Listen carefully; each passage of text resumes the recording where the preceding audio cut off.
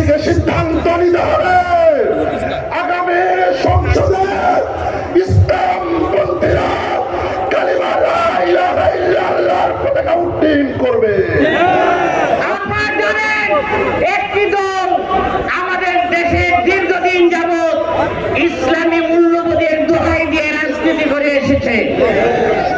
এখন তারা বলছে শরিয়া আইনকে তারা বিশ্বাস করে না। আমরা পরিষ্কার ভাষা বলতে চাই, যারা শরিয়া আইনকে বিশ্বাস করে না তারা এতদিন জাতিকে ধোঁকা দিয়েছে, জাতির সাথে প্রতারণা করেছে, জনগণ তাদেরকে বিশ্বাস করে না। আগামী বাংলাদেশ হবে ইসলামের বাংলাদেশ, আগামী বাংলাদেশ হবে কোরআন সুন্নাহর বাংলাদেশ। বাংলাদেশে রাজনীতি করবেন আর ইসলাম মুসলমান আল্লাহর বিরুদ্ধে যারা কথা বলবে সে আউল বাউলের পক্ষে অবস্থান নিবে। এদেশের জনগণ তাদেরকে আস্থা করে নিক্ষিপ্ত করবে। এদেশে ইসলামের বিরুদ্ধে অবস্থান যারা নিবে, কোরআনের বিরুদ্ধে, আল্লাহ রসুলের বিরুদ্ধে যারা অবস্থান নিবে, আগামীতে তারা রাজনীতি করার অধিকার হারাবে। আজকের আমি সরকারকে বলবো, 5 দফা হলো জনতার দাবি, মুক্তির দাবি, সুস্থ একটা নিরপেক্ষ নির্বাচনের দাবি। আপনারা যদি 5 দফা দাবি না মেনেন, লেভেল প্লেইং ফিল্ড করতে না পারেন, আপনি কিন্তু এই যদি নির্বাচনে যেনতনভাবে নির্বাচন হয়, ভোট কারচুপি হয়, ভোট ডাকাতি হয়, আপনার পরিণতি কিন্তু ভালো হবে না। আমি আপনাদেরকে সাথে 3টা কথা বলবো। একটা কথা হইল যে আমরা 8 দল একত্রিত হয়েছি।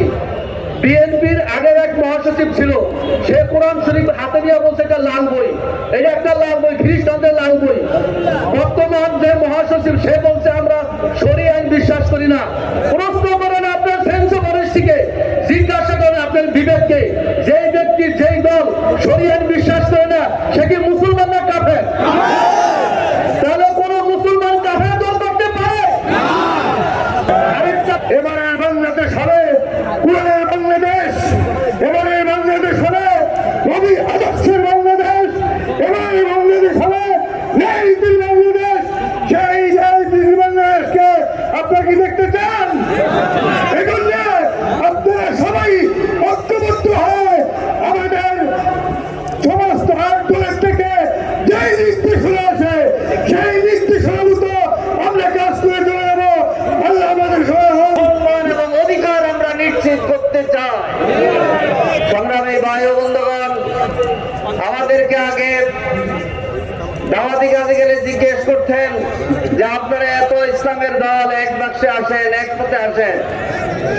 আজকে প্রমাণিত হচ্ছে সকল ইসলামী দলের নেতারা এবং সমমনা দেশপ্রেমিক দলের নেতারা এক স্টেজে এসে মিলিত হয়। আমরা চাই এ জাতি সামনে এগিয়ে যাবে, এ জাতি ইসলামের পক্ষে এগিয়ে যাবে। অতীতের সরকার 54 বছর ধরে কয়েকটা সরকার এসেছে, কোন সরকার মানুষের কল্যাণের জন্য কাজ করে নয়। হয়তো ব্যক্তির জন্য কল্যাণ করেছে, না হয় দলের জন্য কল্যাণ করেছে, আর না হয় দুনিয়ায় কিছু মানুষের উপকার করার জন্য কাজ করেছে। আখিরাতের কল্যাণের জন্য কোনো কাজ করেছে বলেন? কথা বলেন, তারা কি আখিরাতের কল্যাণের জন্য কাজ করেছে? আমরা একদল ঘোষণা দিচ্ছি, আমরা দুনিয়ারও কল্যাণ করতে চাই, আখিরাতেও আমরা কল্যাণ পেতে চাই। রাজি আছেন আপনারা? সেই